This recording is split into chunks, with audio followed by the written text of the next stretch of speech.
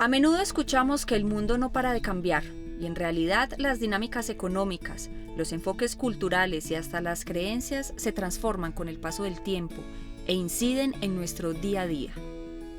Las familias solían ser numerosas, con 10 o más hijos, pero ahora son más pequeñas y de muchos tipos.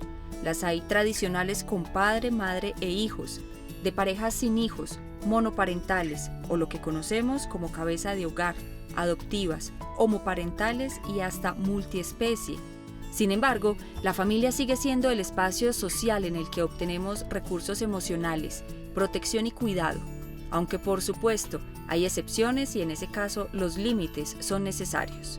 Hoy en Con el Alma hablaremos de todo esto y de la importancia de planear qué tipo de familia quiero conformar, porque se requiere compromiso, responsabilidad afectiva y comprender que no todo es color de rosa y es necesario resolver conflictos.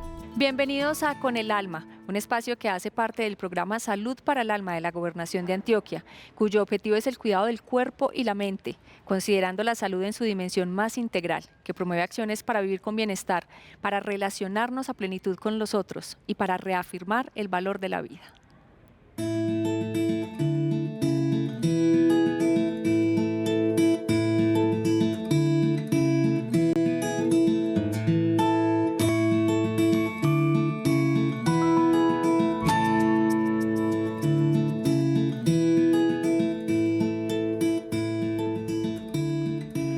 El concepto de familia ha evolucionado a lo largo de la historia, influenciado por factores sociales, religiosos, culturales e incluso económicos. ¿Cómo ha sido esa evolución, Diana? Tatiana, hay algo, a mí me gusta hablar como de la familia en tres conceptos que son muy grandes, ¿cierto? La familia es escuela de la sociedad, ¿cierto? Entonces, en la medida en que todos esos factores externos que están mencionando se van modificando, la familia también va teniendo otros roles y otras funciones. Digamos que inicialmente en una estructura de familia tradicional se habla de que la familia nos educa, ¿cierto? Y nos da esos valores y esos principios, pero de alguna manera las nuevas formas de trabajo y de educación en la que los niños desde los 2 años empiezan a ir a preescolar y empiezan a tener otro tipo de socialización, va modificando también esas formas, esos modales, esos hábitos, esas costumbres. Entonces, como que hay un montón de elementos. Eso, por ejemplo, es un factor, uno diría, económico, porque los papás tienen que salir a trabajar, pero también es un factor de decisiones de crianza y de proceso, ¿cierto? Entonces, una socialización más temprana va generando otras cosas en las personas y esas personitas que van creciendo dentro de esas nuevas estructuras van teniendo otras formas y otros roles también en la familia. Entonces, mira que ahí uno va como conectando un montón de factores que vienen a decirnos cómo es la nueva familia y las nuevas personas que integran la familia, ¿cierto? Que vienen de todos esos marcos. Juan Camilo, ¿por qué se dice que la familia es el primer entorno protector? Es el primer entorno protector por naturaleza, porque es el primer espacio donde el niño y la niña tienen sus primeros pasos, pero no simplemente sus primeros pasos, sino sus primeros espacios de relación, de comunicación, no entendiendo la comunicación simplemente con lo verbal, sino cuando hay esa conexión de mirada a mirada, de corazón a corazón, ¿cierto? Donde el niño y la niña tienen la oportunidad de tener sus primeras ganancias y pérdidas. Y es ahí donde esperamos que tenga los recursos o obtenga los recursos para enfrentar situaciones de crisis que se van a vivir a lo largo de la vida, en la escuela, en el trabajo, en el equipo de ocio. Y cuando no tenemos los recursos, que encuentre en su familia ese apoyo inicial para tramitar esos sentimientos y emociones iniciales a partir de una situación que le esté generando angustia o estrés. Por eso la familia es ese primer entorno de cuidado por naturaleza, no el único, ¿sí? Que lo vamos a ver más adelante, pero sí el primero, donde buscamos que el niño, la niña y el resto de su familia obtengan esos recursos, esos espacios de tranquilidad, de paz, donde puedo ser yo, donde puedo hablar sin temor alguno de lo que estoy viviendo, de lo que estoy sintiendo. Por eso es que lo tomamos como ese entorno de cuidado. Diana, a raíz de los cambios, ¿se puede hablar ahora de diferentes tipos de familia? Claro, claro, digamos que ahorita está dando un ejemplo con una familia tradicional nuclear, ¿cierto? Donde dos papás trabajan y llevan pues como su vida de esa manera. pero también hay familias que son uniparentales, ¿cierto? Hay familias que tienen un solo ingreso, hay familias que tienen mujeres cabeza de hogar.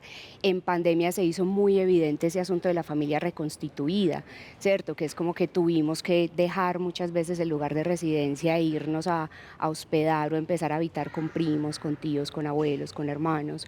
La familia extensa, que no solamente son los papás, sino que están como otros miembros ahí, ¿cierto? Que incluso pues como que la familia voluntaria, ¿cierto? Que también se va construyendo es cuando de pronto estoy desligado de esas redes consanguíneas, entonces empiezo a construir esas amistades, o esa tía que me crió, o esa mamá de mi amigo de la cuadra con la que tuve más relación, una relación más profunda que quizá con mi propia mamá, ¿cierto? Entonces como que sí hay muchos tipos y mira que depende de todos esos factores que van cambiando, ¿cierto? Uno dice económicamente porque como que el sustento detona un montón de cosas, ¿cierto? Pero también hay otros elementos con las afinidades, con los estilos de vida, con los valores y con que cada persona en la medida en que va creciendo va teniendo otras necesidades que no pueden suplirse por completo en su círculo inmediato, entonces recurre a otras formas y las familias son esa respuesta también. Si necesitas ayuda o conoces a alguien que puede necesitarla, nuestra recomendación es que llames a la línea de salud para el alma. En Medellín y el Valle de Aburrá el número es 604-540-7180. En el resto de Antioquia 018-041-3838. Allá podrán encontrar el apoyo y la ayuda necesaria. Hacemos una pausa y ya volvemos con el alma. Yo llamo familia a mis dos perritas porque de alguna manera cuando ellas llegaron a mi vida, por un lado la cambiaron y se convirtieron en un ancla para conocer a otras personas, conocer otros perritos, cambiar de actividades, específicamente hacer más ejercicio, salir a caminar, conocer espacios nuevos, afrontar retos nuevos, por ejemplo la enfermedad, las necesidades que pueda tener un perro, las responsabilidades que tiene tener un perro, también una casa, un hogar, pues ya digamos desde la limpieza, los cuidados, los cambios, además de los costos, pues los cambios económicos que hay al respecto, creo que enseñan responsabilidad y ayudan también a conectarse con otro tipo de facetas humanas que uno no conocía antes o que no había desarrollado lo suficiente. Especialmente como personas LGTBI hemos entendido muy claramente que la familia no necesariamente es esas personas con las que están relacionadas de sangre. Exacto. Porque no porque estés relacionado biológicamente con una persona estás obligado a ser familia de esa persona. Y no porque una persona no esté relacionada contigo biológicamente está exento de ser familia tuya. Por el contrario, hemos entendido el concepto de la adopción y cómo se construye una familia no biológica y sigue siendo igualmente válida, y cómo personas como amigos hacen familia contigo. Soy cabeza de familia, mi núcleo somos Luciana y yo, y mi trabajo son más de 8 horas. Entonces la preocupación aborda todos los días, porque cuando ella llega a estudiar siempre estoy pensando en si almorzó, si comió, si me está esperando con ansias porque se llegan las 7 de la noche y mamá no ha llegado, ella pregunta. Entonces se torna complicado en ciertas etapas de la vida de mi hija y mías claramente. Señalada incluso a veces en el colegio, porque cómo la deja sola, porque no viene otra persona si tú no puedes asistir a las reuniones. Es muy complicado porque en la ciudad estamos ella y yo solas, entonces repartirme resulta complicado, valga la redundancia, pero también está la otra parte donde tengo que trabajar porque pues de eso vivimos. Continuamos con el alma, hoy conversando sobre el concepto de familia, su origen, los cambios a lo largo de la historia y por supuesto también los riesgos psicosociales que se pueden presentar al interior de la familia. Paula, ¿cuáles pueden ser? ¿Cómo se manifiestan? Bueno, pues los riesgos psicosociales de la familia hay que entenderlos en un contexto amplio, ¿cierto? O sea, no ver la familia como un sujeto aislado desde lo social y desde lo comunitario, porque definitivamente allí convergen muchos de los riesgos que hoy están en territorio y de los determinantes sociales y de la salud. O sea, una familia está expuesta a todas las asimetrías que en relación con el desarrollo de ciudad podemos ver expuestas, por ejemplo, a mujeres. Nosotros tenemos una brecha muy importante que todavía no hemos cerrado y estamos a años de cerrarla en el tema de jefatura de hogar. En Antioquia tenemos una jefatura de hogar de las mujeres de más del 57-60% de las mujeres de nuestro territorio antioqueño son jefas de hogar. Y si vamos a calcular por lo que tenemos en DANE, el 55% de ellas están sin empleo o en un empleo de carácter informal, lo que lo convierte ya en un riesgo para quienes son cuidados por estas mujeres. Es decir, que la familia se convierte en un riesgo en tanto que está expuesta a muchas de las situaciones asimétricas que no nos permite ver a la familia en términos de condición de vida y dignidad y justicia, ¿cierto?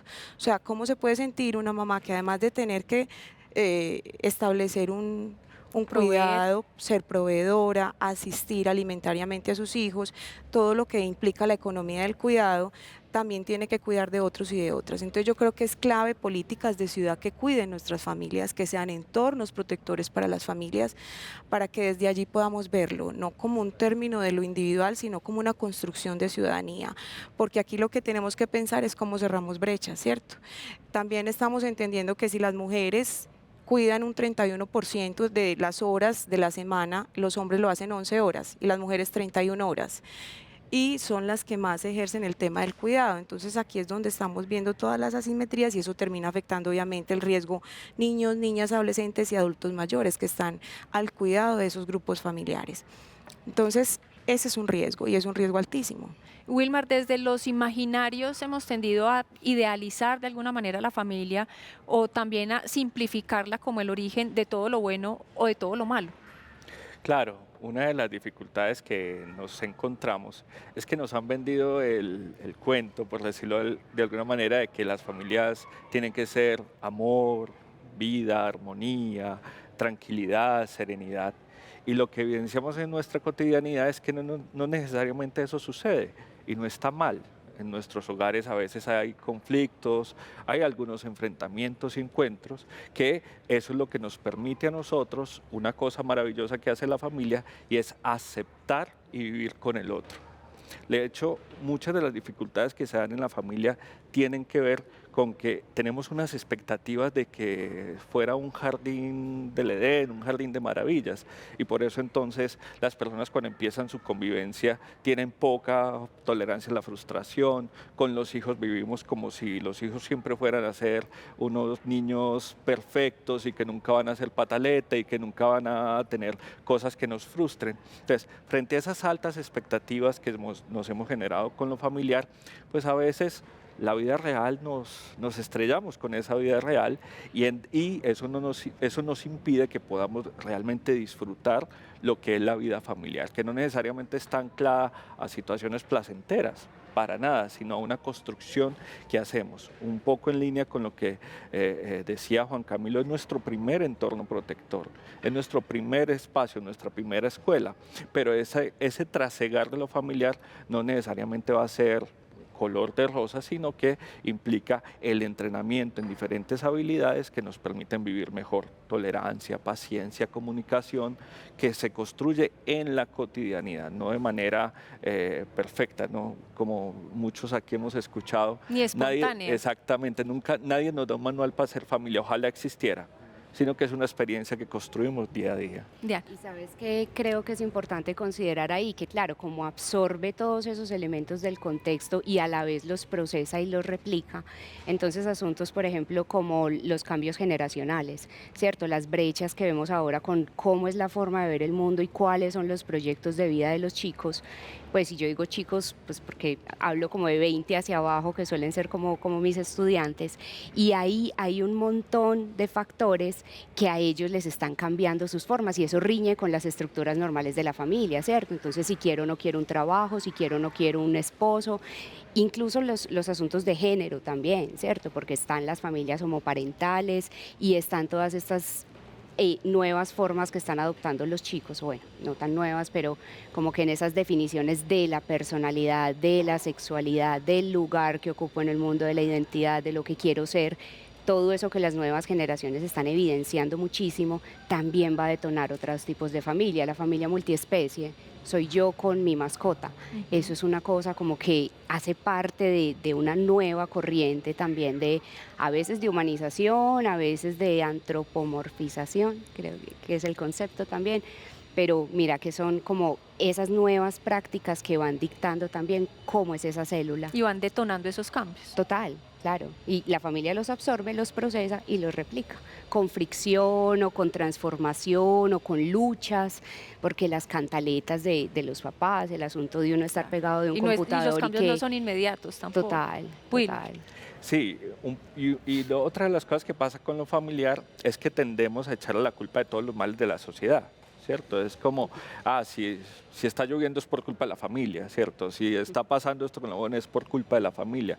Y no, la familia es un agente fundamental dentro del funcionamiento de la sociedad. Nadie va a quitar ni librar de esa responsabilidad de lo familiar, pero tendemos casi como a volverle al chivo expiatorio de cada conflicto que hay. Y a veces desprotegemos esa funcionalidad y dejamos de promover esos elementos que nos ayudan a vivir mejor. No podemos endilgarle a nuestras familias la carga de todos los males, al contrario, tenemos que generar una sociedad que sea más solidaria y que permita que pueda la familia desarrollarse y a las personas que están en medio de ella. Para la Biblioteca Pública Piloto, la salud mental es importante, por eso desarrolla diferentes actividades aquí en su sede central y en las filiales. Además cuenta con una colección digital denominada Un poco de aire fresco, que consta de 8 títulos, entre libros y audiolibros sobre salud mental y bienestar emocional.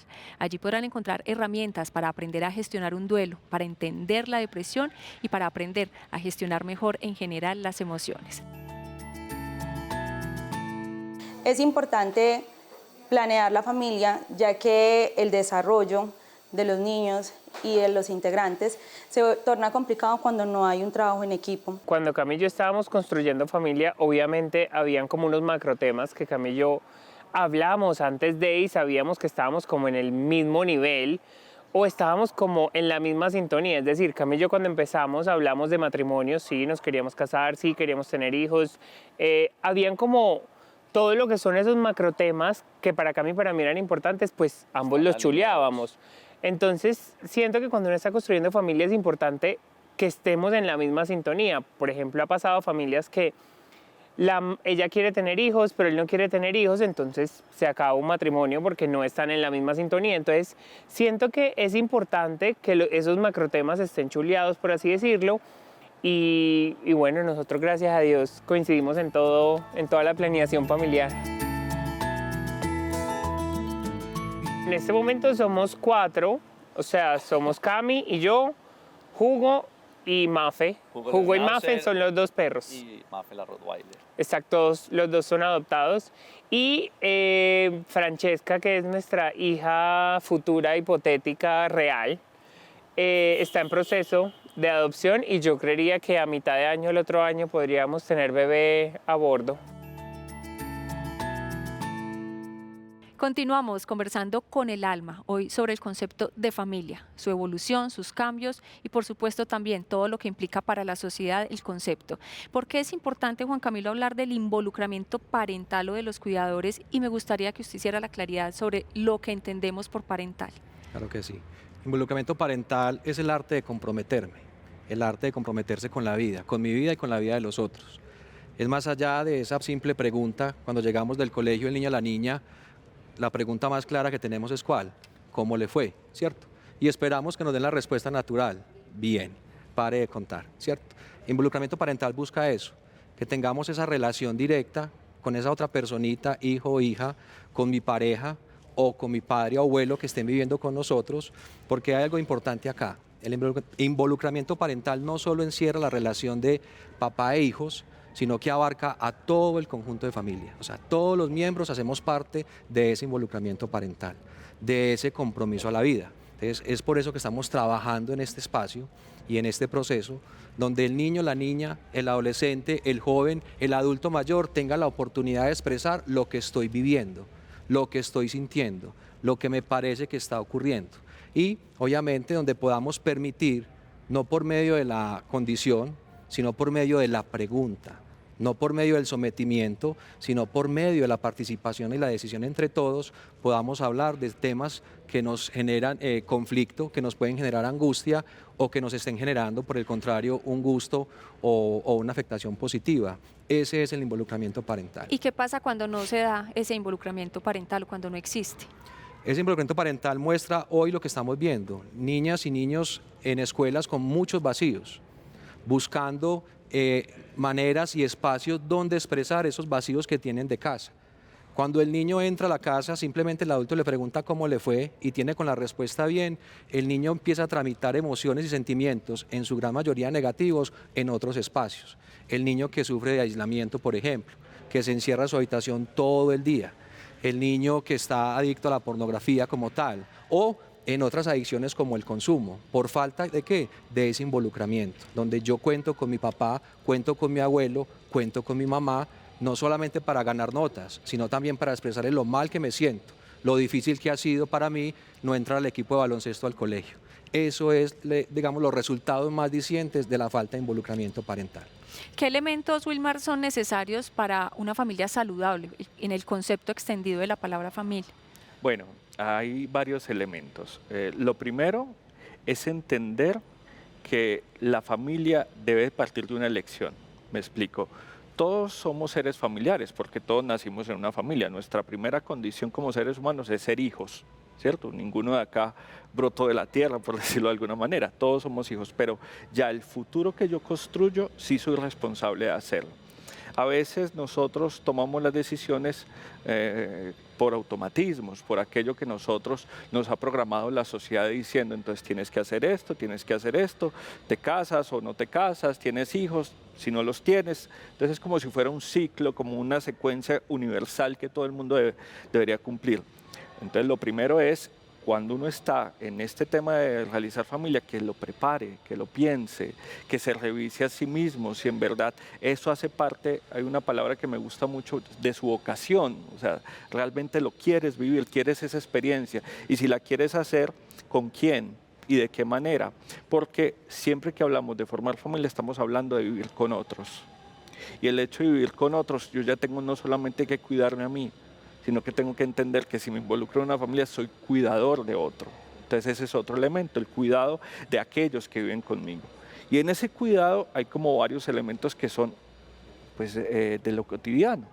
Uno, pues obviamente será el amor, la expresión amorosa, no ese amor romántico, no ese amor de cosquillitas en el estómago que a veces nos han dado, sino un amor que tiene que ver con una decisión de yo a esa persona todos los días estar ahí en compañía, luchando juntos, que no necesariamente es fácil, pero que es una decisión cotidiana que se toma. Lo otro tendrá que ver con, en esa decisión me esfuerzo por comunicar, por hablar con los otros, de decir lo que siento y ser abiertamente, lo que decía Juan Camilo. Y finalmente, una familia, un elemento fundamental para que la familia funcione es confiar, ¿sí? Y la confianza me la da el hecho de yo durante todo el tiempo ser estable en mis cosas. La confianza cuando se rompe realmente es uno de los indicadores de mayor disfuncionalidad. Diana, ¿hay manera de pronto entender o imaginar cómo va a seguir cambiando o cómo viene a futuro el concepto de familia, teniendo en cuenta la evolución? Claro, digamos que cuando uno mira, pues como que todas estas tendencias sociales, ¿cierto? Los asuntos animalistas, los asuntos eco, la reivindicación de las minorías, ¿cierto? Que lo llamamos de esa manera y que solamente un asunto de inclusión van transformando esas estructuras de la familia. Entonces, por ejemplo, de lo que decía ahorita Juan, todo este asunto de en la familia nosotros construimos los referentes de autoridad, las formas de negociación, los mecanismos de comunicación, de autorregulación. Entonces, en la medida en que van cambiando esos entornos y esos nichos de la familia, esas funciones que describía Wilmar también, van generando posiblemente fragmentaciones, expansiones o adaptaciones, ¿cierto? Porque uno tampoco puede ser tan, ay, se perdió la familia, se perdieron los valores, eso es una visión súper conservadora, ¿cierto? La verdad es que siempre dentro de ese orden que nosotros creemos que existe, hay un montón de fricciones y de caos y de negociaciones, entonces eso es lo que impulsa el cambio siempre, esa dinámica interna que tiene la familia. Paula, ¿cuáles son los factores protectores en el contexto familiar? En el sentido amplio de la palabra, buscar qué nos cuida y cómo nos cuidamos, cómo cuidamos de nosotros mismos. Un factor protector no solo son factores que hay afuera para buscar cómo ese factor protector va a beneficiarme, sino cómo generamos estrategias de autocuidado en familia, ¿cierto? creo que uno de los temas principales a tratar es la redistribución del cuidado. Es decir, quiénes cuidan y cómo cuidan. Quienes cuidan están agotados. El tema del cuidador quemado es un tema que no hay que dejar de lado, porque cuando cuidamos de una manera exagerada, 60% de nuestro tiempo, está toda la energía generando siempre esa fricción de qué tengo que hacer para otros, ¿cierto? Pero qué tengo que hacer para mí y por mí. Entonces la invitación es siempre a buscar la redistribución del cuidado, a tener espacios de ocio, a tener espacios donde podamos hacer ejercicio, podamos inclusive dormir, podamos permitirnos ser y construir como familia espacios para estar también solos, ¿cierto? No solo juntos en el mismo lugar, que fue un poco lo que nos pasó en el confinamiento y exacerbó muchas de las problemáticas que hoy vemos. Otro factor protector son políticas de ciudad. Desde nuestro programa Salud para el Alma nosotros tenemos una política, desde el programa Bandera de la Gobernación de Antioquia, es tener redes protectoras. Las redes protectoras es qué instituciones, qué sectores pueden apoyar al cuidador, ¿cierto? Los centros de desarrollo infantil son una estrategia. Familiares o personas que están cercanas y nos pueden ayudar con el cuidado también son estrategias. La prestación de servicios de salud cuando nosotros tenemos alarmas tempranas sobre nuestra salud mental o nuestra enfermedad mental, cuando tenemos problemas en los ciclos del sueño, cuando tenemos problemas y hoy me siento más aburrido que de costumbre. Poderte entender que dentro de lo que estamos viviendo también aparecen signos de alarma y que lo podemos leer desde el vínculo y desde la empatía. Entonces, factor protector es cuidarnos y autocuidarnos. Paula, Diana, Wilmar, Juan Camilo, gracias por este espacio y por esta conversación con el alma sobre la familia. A todos ustedes, gracias por su atención. Hasta la próxima.